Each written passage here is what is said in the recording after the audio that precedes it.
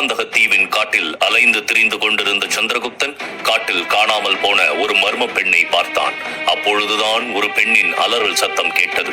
அது ஹெலனாவுடையதாக இருக்கும் என சந்திரகுப்தனும் உக்கிரசேனரும் உடனே அலறல் சத்தம் கேட்ட திசையை நோக்கி ஓடினார்கள். ஆனால் அங்கு சென்றவுடன் அவர்களுக்கு பெரும் அதிர்ச்சி காத்திருந்தது. அதை பார்த்ததும் இருவரும் பதறி போனார்கள். ஏனென்றால் அவர்களுக்கு முன்பாக ஒரு பெரிய கிரேக்க படை வீரர்கள் நின்று கொண்டிருந்தார்கள். அவர்களுக்கு முன்னால் ஒரு இளம் கிரேக்க வீரன் இருந்தான். அவன் ஒரு கையில் வாள் வைத்திருந்தான், மற்றொரு கையால் ஹெலனாவின் கையை இறுக்கமாக பிடித்திருந்தான். அவள் அந்த கிரேக்க வீரனிடமிருந்து தன்னை விடுவித்துக் கொள்ள முயன்று தோல்வி அடைந்து, என்னை விடு ஆண்ட்ரூஸ், நீ என்னை இப்படி வற்புறுத்துகிறாய் என்று என் தந்தைக்கு தெரிந்தால் அவர் உன்னை என்ன செய்வார் என்று உன்னால் கணிக்க முடியாது. அதனுடைய விளைவுகள் பெரிதாக இருக்கும் என்று ஹெலனா கூறினாள். ஹெலனா கூறியதை கேட்ட ஆண்ட்ரூஸ் என்ற கிரேக்க படை வீரன், உன் தந்தையின் கட்டளையின் பேரில் தான் நான் உன்னை தேடி ஊர் ஊராக நாடு நாடாக அலைகிறேன். ஆனால் உனக்கு இது எதுவுமே தெரியவில்லை. இன்னும் நீ நாடு திரும்பவில்லை. ஏன் இப்படி செய்து கொண்டிருக்கிறாய்? நான் உன்னுடைய வருங்கால கணவர். நீ இன்னும் எனக்கு கீழ்ப்படியவில்லை என்றால் அதன் விளைவுகள் என்னவாக இருக்கும் என்று உனக்கு நன்றாக தெரியும். உண்மையில் உன் தந்தை செலூக்கஸ் உன்னை கடுமையாக தண்டிப்பார் என்று கூறி ஹெலனாவை தன்னுடன் வலுக்கட்டாயமாக இழுத்துக்கொண்டு ஆண்ட்ரூஸின் கண்கள் சற்று தொலைவில் நின்று கொண்டிருந்த சந்திரகுப்தனையும் உக்கிரசேனரையும் நோக்கி சென்றது. ஆண்ட்ரூஸ் தன்னை பார்ப்பதை பார்த்ததும் சந்திரகுப்தனும் உக்கிரசேனரும் ஒரு நிமிடம் திடுக்கிட்டார்கள். இதை பார்த்த உக்கிரசேனர் மௌனமான குரலில் சந்திரகுப்தனிடம், சக்கரவர்த்தி சந்திரகுப்தா, இங்கு வந்து நாம் பெரிய தவறு செய்து விட்டோம். நம்மிடம் சில வீரர்கள் மட்டுமே உள்ளனர். ஆனால் இங்கே முழு கிரேக்க படையுமே இருக்கிறது என்று கூறினார். உக்கிரசேனர் கூறியதை கேட்ட சந்திரகுப்தன் ஏதோ சொல்ல முற்பட்ட போது தொலைவில் இருந்த ஆண்ட்ரூஸ் சத்தமாக, யார் நீங்கள்?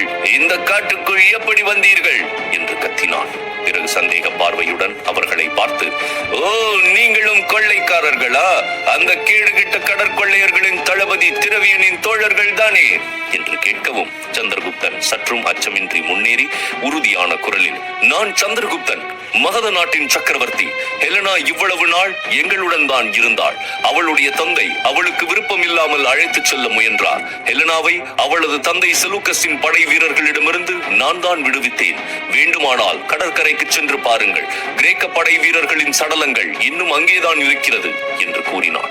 இதை கேட்டதும் ஆண்ட்ரூஸ் ஒரு கணம் திகைத்து போனான். பிறகு ஹெலனாவை பார்த்து, இது என்ன ஹெலனா, உனக்கும் இந்த சக்கரவர்த்தி சந்திரகுப்தனுக்கும் என்ன சம்பந்தம் என்று கேட்டான். இதை கேட்ட ஹெலனா முதலில் சிறிது நேரம் மௌனமாக இருந்தாள். பிறகு அவள் உறுதியாக, நான் மகத நாட்டின் சக்கரவர்த்தி சந்திரகுப்தனை நேசிக்கிறேன் ஆண்ட்ரூஸ் என்று கூறினாள்.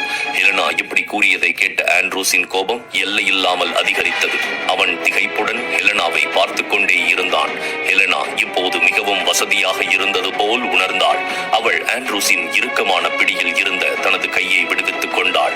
அவள் ஆண்ட்ரூஸை பார்த்து, நான் சந்திரகுப்தனை என் விருப்பப்படி தேர்ந்தெடுத்தேன் ஆண்ட்ரூஸ். அதனால் நீ இங்கிருந்து திரும்பிச் செல்.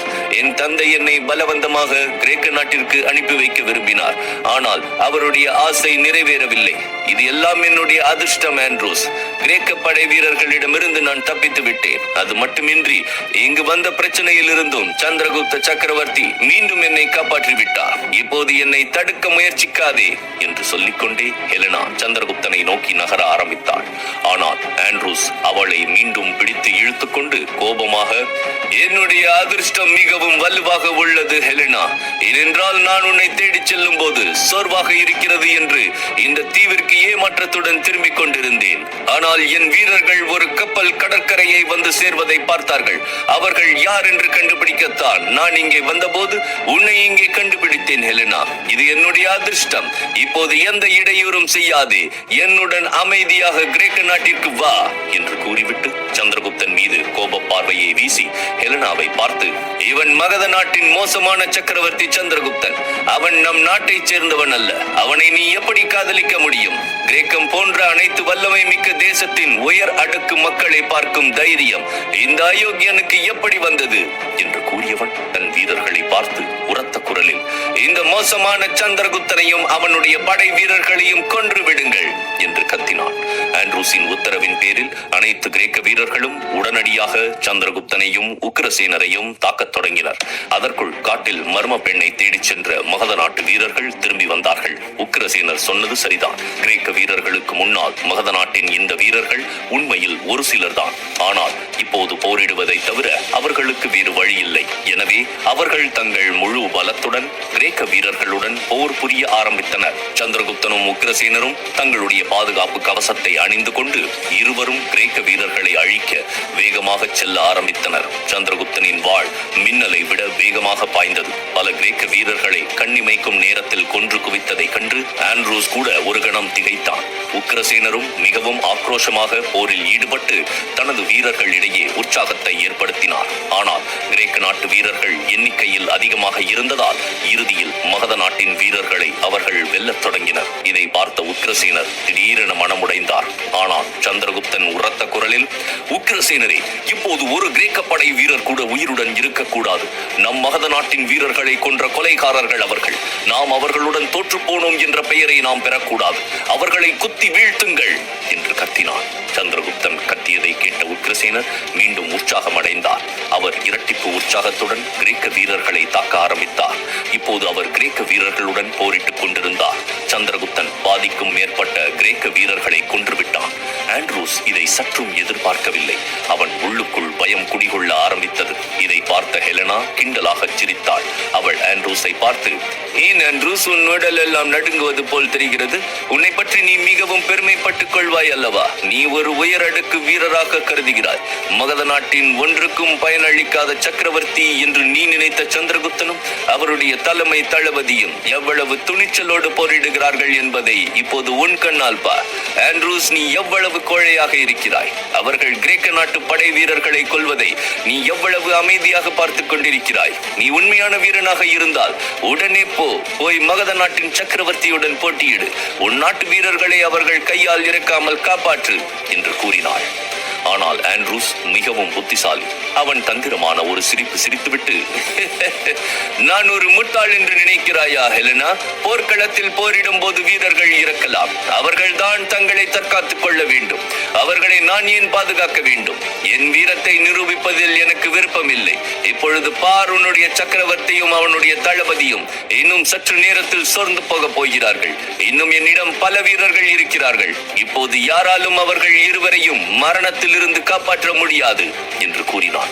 ஆண்ட்ரூஸ் கூறியதை கேட்ட ஹெலனா அதிர்ச்சியுடன் அவர்கள் இருவரையும் பார்த்துக் கொண்டிருந்தாள். அடிபட்ட இடத்தில் உக்கிரசேனருக்கு ரத்தம் அதிகமாக கசிந்து கொண்டிருப்பதையும் கிரேக்க வீரர்கள் சூழ்ந்திருந்த சந்திரகுப்தன் இப்போது சோர்வடைய ஆரம்பிப்பதையும் பார்த்தாள். சந்திரகுப்தனின் வாளின் வேகம் இப்போது குறைந்து கொண்டிருந்தது. கிரேக்க வீரர்கள் அவனை தொடர்ந்து தாக்கிக் கொண்டிருந்தனர்.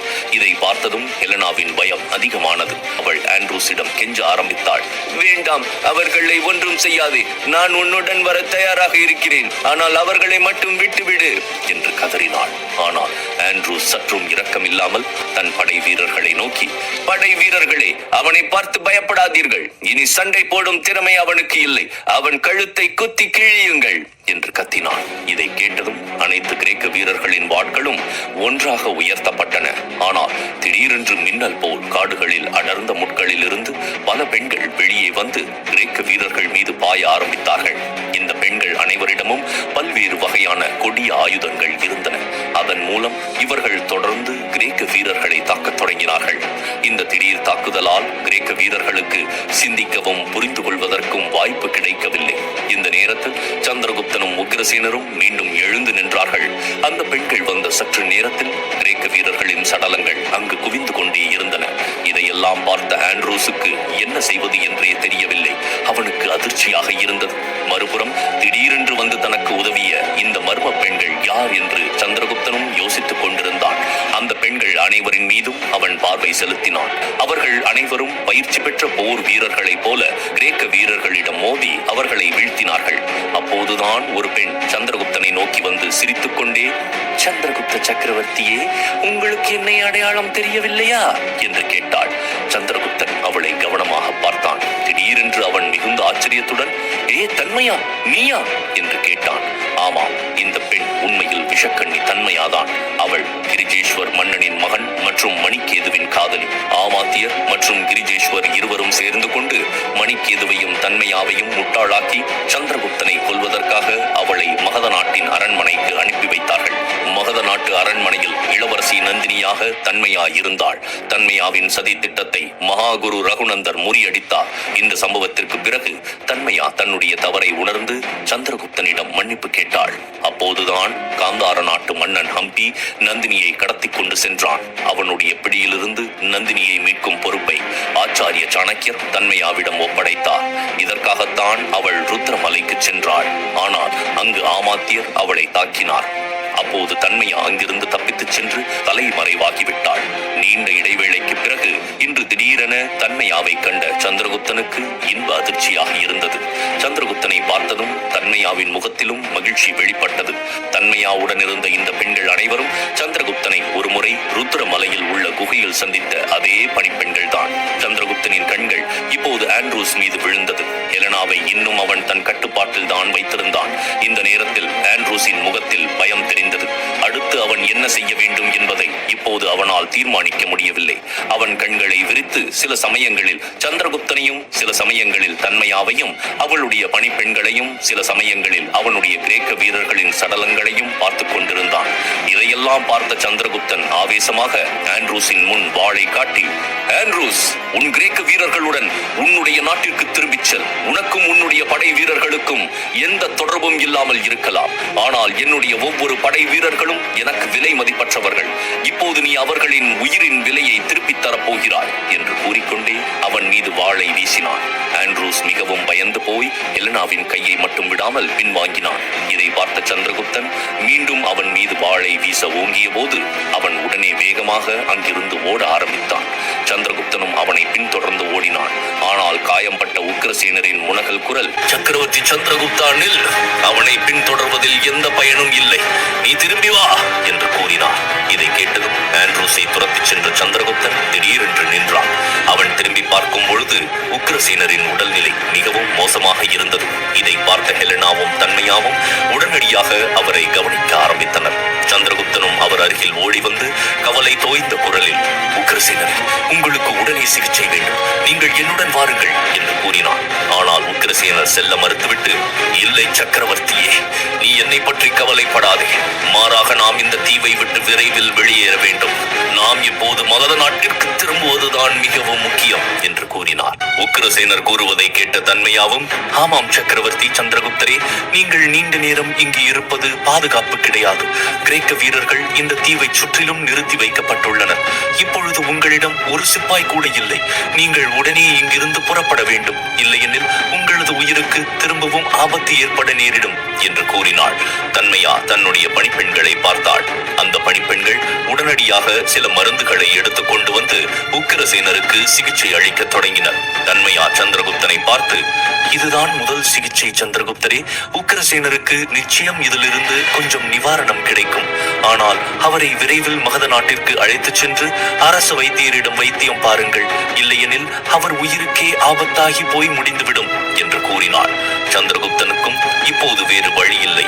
அவன் சற்று ஏமாற்றத்துடன், ஆமாம், நீ சொல்வதும் சரிதான், இப்போது நாம் இங்கிருந்து திரும்ப வேண்டும். எனக்கு இப்போது உக்கிரசேனரின் உடல் நலம்தான் முக்கியம் என்று கூறியவன் ஹெலனாவை பார்த்தான். தன்மையாவின் பணிப்பெண்களுடன் சேர்ந்து உக்கிரசேனருக்கு சிகிச்சை அளிப்பதில் ஹெலனா மும்முரமாக இருந்தாள்.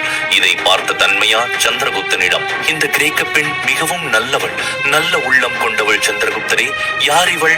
இவள் உங்களுடன் எப்படி வந்தாள் என்று கேட்கவும் ஆழ்ந்த பெருமூச்சு எடுத்துக்கொண்டு சந்திரகுப்தன், தன்மையா, அலெக்சாண்டரின் தளபதியான செலூக்கஸின் மகள்தான் இவள். இவள் பெயர் ஹெலனா. என்ன ஒரு ஆச்சரியமான தற்செயல் தெரியுமா தன்மையா? நான் இளவரசி நந்தினியை இழந்த அதே இடத்தில்தான் இந்த பெண்ணை கண்டேன். கந்தக காட்டிலிருந்து இவளை காப்பாற்றி அழைத்துக் கொண்டு வந்தேன். அன்றிலிருந்து இவள் என்னுடன் தான் இருக்கிறாள். இப்போது கூட அவள் தந்தையின் படை வீரர்கள் அவளை கிரேக்க நாட்டிற்கு அழைத்துச் செல்ல வந்தார்கள். ஆனால் அவள் அங்கு செல்ல சிறிதும் கூட விருப்பம் காட்டவில்லை என்று கூறினாள். இதை கேட்ட தன்மையா குழப்பமான பார்வையுடன் சந்திரகுப்தனை பார்த்தாள். பிறகு, ஆனால் சந்திரகுப்தரே, நீங்கள் எப்படி இந்த பராந்தக தீவிற்கு வந்தீர்கள் என்று கேட்டாள். தன் தன்மையா, நாங்கள் இங்கு வந்த கதை மிக நீளமானது. ஆனால் சுருக்கமாக சொல்வதென்றால், செலூக்கஸ் ஹெலனாவை வலுக்கட்டாயமாக கிரேக்க நாட்டிற்கு அனுப்பி வைக்க முடிவு செய்தார் என்பதை நீ புரிந்து கொள்ள வேண்டும். நான் ஹெலனாவை கிரேக்க வீரர்களிடமிருந்து அழைத்துச் செல்வதற்காகத்தான் வந்தேன். பராந்தக தீவுக்கு நான் வந்ததும் ஒரு விசித்திரமான தற்செயல் நிகழ்வுதான். கடற்கொள்ளையனின் தளபதி திரவியன் இளவரசி நந்தினியை இங்குதான் அழைத்து வந்திருந்தான். நான் அவளை கண்டுபிடிக்க முயற்சி செய்து கொண்டிருந்தேன். அவளை தேடி நான் காட்டிற்கு செல்லும் பொழுதுதான் என் படை வீரர்களில் ஒருவன் ஒரு பெண்ணை பார்த்ததாக கூறினான். நான் அது நந்தினியாகத்தான் இருக்கும் என்று அவன் கூறிய திசையை நோக்கி ஓடினேன். ஆனால் அங்கு ஒரு மர்ம பெண்ணை பார்த்தோம். அவள் யார் என்று நாங்கள் காடு முழுக்க தேடி அலையும் பொழுதுதான் ஹெலனாவை நாங்கள் எங்களுடன் அழைத்து வந்ததை மறந்துவிட்டோம். திடீரென்று ஒரு பெண்ணின் அலறல் சத்தம் கேட்டதும் தான் ஹெலனாவின் ஞாபகம் எங்களுக்கு வந்தது. நாங்கள் அவளை சென்று பார்க்கும் போதுதான் அங்கு கிரேக்க வீரர்கள் ஹெலனாவை அவர்களின் வசம் கைது செய்து வைத்திருந்தனர் என்று சொல்லிக் கொண்டிருந்த சந்திரகுப்தன் திடீரென்று தன் பேச்சை நிறுத்திவிட்டு, ஆனால் தன்மையா, நீ எப்படி திடீரென்று இங்கு வந்தாய் என்று கேட்டான். நீங்கள் காட்டில் பார்த்த மர்மமான பெண் என் பணிப்பெண்களில் ஒருத்திதான். ஆனால் அவள் உங்களை அடையாளம் காணவில்லை. அவள் உங்களையும் மகத நாட்டின் வீரர்களையும் இங்கே பார்த்தவுடன் உடனடியாக என்னிடம் வந்து தகவல் தெரிவித்தாள். நான் இங்கு வந்து பார்க்கும் போதுதான் நீங்கள் கிரேக்க வீரர்களுடன் சண்டையிடுவதை கவனித்தேன். ஆனால் எனக்கு ஒன்றும் புரியவில்லை சக்கரவர்த்தியே. நீங்கள் ஏன் இங்கு இளவரசி நந்தினியை தேடுகிறீர்கள் என்று கேட்டாள். தன்மையாவின் இந்த கேள்வியை பார்த்த சந்திரகுப்தன் சற்று ஆச்சரியத்துடன், கடற்கொள்ளையர்களின் தளபதி திரவியன் இளவரசி நந்தினியை இந்த தீவுக்குத்தான் கடத்தி கொண்டு வந்திருந்தான். மகத நாட்டின் மூத்த தளபதி சம்புநாதர் மகத நாட்டின் சிறிய படைகளுடன் இங்கு வந்திருக்கிறார் என்று கூறிக்கொண்டிருக்கும் பொழுது குறுக்கிட்ட தன்மையா சற்று பதட்டமாக, அப்படியானால் சம்புநாதர் உங்களிடம் எதுவும் சொல்லவில்லையா என்று கேட்டாள். இல்லை, அதன் பிறகு நான் சம்புநாதரை சந்திக்கவே இல்லை. ஏனென்றால் நான் எனது ஒன்றிணைந்த பாரதம் என்ற நோக்கத்திற்காக சௌராஷ்டிராவிற்கு புறப்பட்டிருந்தேன். அங்கிருந்து நேராக இங்குதான் வருகிறேன். இப்போது மகத நாட்டில் என்ன நடந்தது என்று எனக்கு எதுவும் தெரியாது என்று சந்திரகுப்தன் கூறினான். சந்திரகுப்தன் கூறியதை கேட்ட தன்மையா திடீரென்று தீவிரமானாள். இதை பார்த்த சந்திரகுப்தனின் இதயம் அவனை அறியாமலேயே பயத்தால் துடிக்க தொடங்கியது. தன்மையாவை பார்த்த சந்திரகுப்தன், என்ன விஷயம் தன்மையா? நந்தினி பற்றி ஏதாவது தகவல் உன்னிடம் இருக்கிறதா? அவளுக்கு என்ன ஆயிற்று? அவள் நலமுடன் தானே இருக்கிறாள் என்று கேட்டான். ஆனால் தன்மையா இப்போது எதுவும் சொல்லவில்லை. இதை பார்த்த சந்திரகுப்தன் பொறுமை இழந்து, சொல்லு தன்மையா, நந்தினி பற்றி உனக்கு ஏதாவது தெரியுமா தெரியாதா என்று கேட்டான். தன்மையா திடீரென்று, இல்லை இல்லை சக்கரவர்த்தியே, அதெல்லாம் என்னால் சொல்ல முடியாது என்று கூறினாள். சந்திரகுப்தன் இப்போது தன்மையாவின் அருகில் வந்து உரத்த குரலில், தன்மையா, நான் கடவுளின் மேல் சத்தியம் செய்கிறேன், என்னிடம் எதையும் மறைக்காதே. என்ன விஷயம், சீக்கிரம் சொல்லு என்று கேட்டாள். தன்மையாவின் கண்ணில் இருந்து இப்போது கண்ணீர் வடிந்து கொண்டிருந்தது. அவள் திணறிய குரலில், சந்திரகுப்த சக்கரவர்த்தியே, இளவரசி நந்தினி இப்போது உயிருடன் இல்லை என்று கூறினாள். இதை கேட்டதும் சந்திரகுப்தனின் மனதில் பெரும் அதிர்ச்சி ஏற்பட்டது. அவன் ஒரு கணம் கல் சிலை போல் ஆகிவிட்டான். அப்போது திடீரென்று தன்மையாவை நோக்கி, இல்லை, நீ சொல்வது நடந்திருக்க வாய்ப்பே இல்லை. இது சாத்தியமற்றது. நந்தினி உயிருடன் தான் இருக்கிறாள். நீ பொய் சொல்கிறாய் தன்மையா, நீ பொய் சொல்கிறாய். நந்தினி இந்த பராந்தக தீவில் தான் இருக்கிறாள் என்று உனக்கு எப்படி தெரியும் என்று கேட்டான். சக்கரவர்த்தி சந்திரகுப்தரே, இளவரசி நந்தினியையும் என் பணிப்பெண்களையும் கடற்கொள்ளையர்கள் கடத்தி சென்றதாக எனக்கு தகவல் கிடைத்தது. நான் அவர்களை தேடிக்கொண்டிருந்தேன். அப்போதுதான் இங்கு கடற்கொள்ளையர்களின் தளபதி திரவியன் இருப்பது எனக்கு தெரிய வந்தது. ஆனால் நான் இங்கு வந்து சேருவதற்குள் எல்லாம் முடிந்து விட்டது. இளவரசி நந்தினியும் என் பணிப்பெண்கள் அனைவரும் அந்த தீயில் கொல்லப்பட்டனர் என்று தன்மையா கூறினாள். ஆனால் சந்திரகுப்தனால் இது எதையும் கேட்க முடியவில்லை. அவன் உடனே, அந்த நெருப்பில் நீ பார்த்தாயா தன்மையா? நந்தினியும் உன் பணிப்பெண்களும் இறப்பதை உன் கண்ணால் பார்த்தாயா என்று கேட்டான். தன்மையா மறுத்துவிட்டு, இல்லை சந்திரகுப்தரே, அந்த தீ விபத்து நான் இங்கு வருவதற்கு முன்னாலே நடந்து முடிந்து விட்டது. நான் இங்கு வந்த பிறகு கடற்கொள்ளையர்களின் சடலங்களுடன் என் பணிப்பெண்களின் சில சடலங்களையும் பார்த்தேன் என்று அவள் கூறி முடிப்பதற்குள் குறுக்கிட்ட சந்திரகுப்தன் மீண்டும் கவலையுடன், தன்மையா, நீ நந்தினியின் உடலையும் இங்கே பார்த்தாயா என்று கேட்டுக்கொண்டே திடீரென்று ஹெலனாவை பார்த்தான். ஹெலனாவும் அவனையே பார்த்து கொண்டிருந்தாள். அவள் முகத்தில் இப்போது ஆழ்ந்த வலி தெரிந்தது. சந்திரகுப்தன் இந்த கேள்வியை கேட்கும் போது அவனது கண்கள் ஹெலனாவை நோக்கி சென்றது. ஏனெனில் அதற்கான பதில் ஹெலனாவிற்கு தெரிந்திருக்க வேண்டும் என்று அவன் நினைத்தான். ஏன் என்று தெரியவில்லை. அதனால் தான் சந்திரகுப்தன் ஹெலனாவை பார்த்தான். அவன் வேகமாக பக்கமாக அவளை நெருங்கி அவளை கோபமாக பார்த்து கொண்டே, உனக்கு நந்தினியை பற்றி நிச்சயம் தெரியும், ஆனால் நீ என்னிடம் சொல்ல மறுக்கிறாய், மேலும் பொய் சொல்கிறாய். ஆனால் இப்போதே சொல், உண்மை என்ன? நான் பொறுமையாக கேட்கும் போதே நீ சொல்லிவிடு, இல்லாவிட்டால் நான் உன்னை கொன்று விடுவேன் என்று கூறினான். சந்திரகுப்தன் இவ்வளவு கோபமாக பேசுவதை பார்த்த ஹெலனா மெதுவாக, உண்மை என்னவென்றால் இளவரசி நந்தினி இப்போது உயிருடன் இல்லை என்பதுதான் சக்கரவர்த்தியே. இந்த பராந்தக தீவில் ஏற்பட்ட அந்த உக்கிரமான தீயில் அவள் இறந்து விட்டாள். சம்புநாதர் அவளது நகைகளை மட்டும்தான் கொண்டு வந்தார். மேலும் திரவியனின் பிடியில் இருந்த நந்தினியை விடுவிக்க அவர் கடுமையாக முயற்சி செய்தார். ஆனால் அவர் இளவரசியின் இறந்த உடலை மட்டுமே கண்டுபிடிக்க முடிந்தது. அதனால் அந்த உடலை இங்கேயே அடக்கம் செய்துவிட்டு மகத நாட்டிற்கு திரும்பினார் என்று கூறினாள். இந்த உண்மையை சந்திரகுப்தனால் தாங்க முடியவில்லை. உண்மையில் அவனால் தன்னை கட்டுப்படுத்திக் கொள்ளவே முடியவில்லை. திடீரென்று தடுமாறி அவன் கீழே விழ ஆரம்பித்தான். ஏனெனில் அவன் இவ்வளவு நாட்களாக நந்தினி பராந்தக தீவில் உயிருடன் தான் இருக்கிறாள் என்று ஆழ் மனதில் நம்பிக்கொண்டிருந்தான். ஆனால் ஒரு நொடியில் எல்லாம் தலைகீழாக மாறியது. அவன் மனம் இதை சற்றும் ஏற்றுக்கொள்ளவில்லை. கீழே தடுமாறி விழப்போன சந்திரகுப்தனை தாங்கி பிடித்த தன்மையா, சக்கரவர்த்தி, நீங்கள் பலவீனமாக கூடாது. இது அவர்கள் தலையில் எழுதப்பட்ட விதி. இதை யாராலும் மாற்ற முடியாது. நடந்ததை நிதர்சனமாக நீங்கள் ஏற்றுக்கொண்டுதான் ஆக வேண்டும் என்று கூறினாள். இதை கேட்டதும் சந்திரகுப்தனின் கண்களில் இருந்து கண்ணீர் வழிய ஆரம்பித்தது. இளவரசி நந்தினி இந்த உலகில் இல்லை என்பதை அவனால் இன்னமும் நம்ப முடியவில்லை. அவன் அருகில் வந்த ஹெலனா, இதையெல்லாம் உங்களிடம் நான் முன்பே சொல்ல நினைத்தேன். ஆனால் அதையெல்லாம் சொல்லும் தைரியம் எனக்கு இல்லை. பின்னர் நீங்கள் என்னை நம்ப மாட்டீர்கள் என்று எனக்கு தெரியும். இளவரசியை கண்டுபிடிக்க நீங்கள் நிச்சயமாக பராந்தக தீவிற்கு வருவீர்கள் என்று எனக்கு தெரியும் என்று கூறினாள்.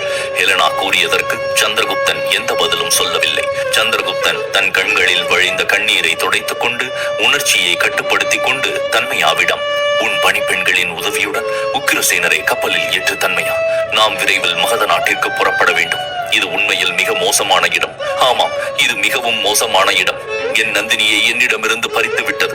இனி ஒரு கணம் கூட இங்கு நான் இருக்க விரும்பவில்லை என்று கூறினான். இதை பற்றி ஏதோ யோசித்த தன்மையா, சக்கரவர்த்தியே, உங்களை தனியாக போக நான் விடமாட்டேன்.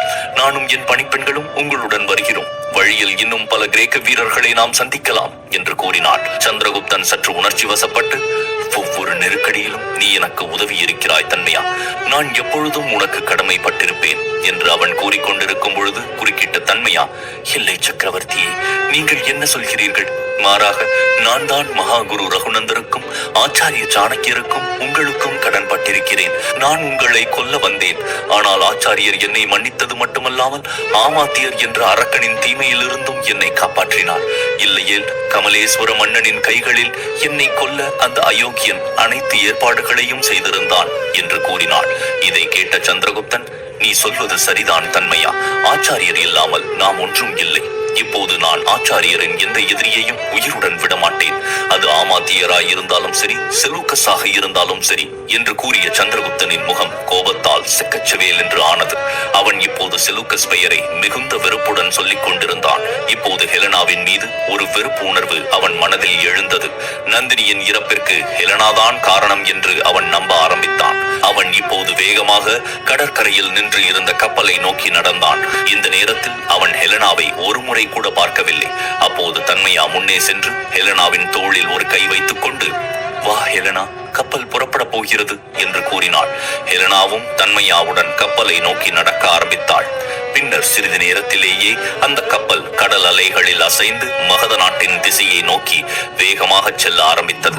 மறுபுறம் தளபதி செலூக்கஸும் ஆமாத்தியரும் காந்தாரா நாட்டை நோக்கி வேகமாக நடந்து கொண்டிருந்தனர். அவர்கள் சிறிது தூரம் சென்றதும் செலூக்கஸின் கட்டளையின் பேரில் சௌராஷ்டிராவை நோக்கி அணிவகுத்து சென்று கொண்டிருந்த ஒரு பெரிய கிரேக்க படை வந்து கொண்டிருந்தது. அந்த படைகளின் தளபதி செலூக்கஸை பார்த்ததும் உடனே தனது வீரர்களை நிற்கச் சொல்லி கட்டளையிட்டான். பின்னர் செலூக்கஸை வாழ்த்திவிட்டு, தளபதி செலூக்கஸ் அவர்களே, காந்தார நாட்டில் இருந்து இங்கு வரை உள்ள அனைத்து மாகாணங்களையும் நாடுகளையும் இப்போது நாம் கைப்பற்றி விட்டோம். அந்த நாட்டு அரசர்களையும் ஆளுநர்களையும் கைப்பற்றி அந்த நாட்டின் அனைத்து படைகளையும் நம் படையில் சேர்த்துள்ளோம். இனி மீதமுள்ள அனைத்து நாடுகளையும் விரைவில் கைப்பற்றுவோம் என்று கூறினான். இதை கேட்டதும் செலூக்கஸின் முகம் மகிழ்ச்சியில் மலர்ந்தது. மிக அருமை. சரி, இப்பொழுது சென்று மன்னர் புஷ்பநாதனின் நாக நாட்டை கைப்பற்று. அதன் பிறகுதான் இந்த மகத நாடு முழுவதும் நமக்கு சொந்தமாகும். இங்கிருந்து மகத நாட்டின் வடகிழக்கு எல்லையை நாம் தாக்குவோம். அதன் பிறகுதான் முழு மகத நாடு என் கையில் இருக்கும் என்று உறக்கச் சொல்லி சிரிக்க ஆரம்பித்தான். மகத நாட்டை தாக்க வேண்டும் என்று செலூக்கஸ் கூறியதை கேட்டு ஆமாத்தியர் சந்தோஷப்பட்டிருக்க வேண்டும் என்றாலும் அவர் முகத்தில் ஒரு அதிருப்தி தெரிந்தது. அவர் செலூக்கஸிடம், மன்னிக்க வேண்டும் தளபதி செலூக்கஸ் அவர்களே, நீங்கள் கூறியது போல் நாம் மகத நாட்டின் வடகிழக்கு எல்லையை தாக்குவதால் இந்த பகுதி பெரும்பாலும் வனப்பகுதியாகத்தான் உள்ளது. இந்த பகுதி மகத நாட்டின் படை வீரர்களுக்கு மிகவும் பழகிய பகுதியாக இருக்கலாம். ஆகையால் அங்கு சென்று போரிடுவதால் உங்கள் கிரேக்க படைகள் மிகவும் சிரமப்படுவார்கள். மகத நாட்டின் போர் வீரர்களுக்கு இந்த காடு அத்துப்படி என்பதால் அவர்கள் எங்கு நின்று மறைந்து தாக்குவார்கள் என்று நம் கிரேக்க படைகளால் கணிக்க இயலாது. முன்பு ஒரு முறை அலெக்சாண்டர் சிந்து மாகாணத்தை தாக்க முயற்சி செய்து வெற்றியை தவறவிட்டார் என்பதை நீங்கள் மறந்து விட்டீர்களா என்று கேட்டார். செலூக்கஸின் திட்டம் நிறைவேறுமா? அடுத்தது என்ன நடக்கும்? சந்திரகுப்தன் இப்போதே ஹெலனாவை வெறுக்க ஆரம்பித்து விடுவானா? அவனது வெறுப்பை சகித்துக் கொண்டு ஹெலனா எப்படி மகத நாட்டின் அரண்மனையில் வாழ முடியும்? தெரிந்து கொள்ள மேலும் கேளுங்கள்.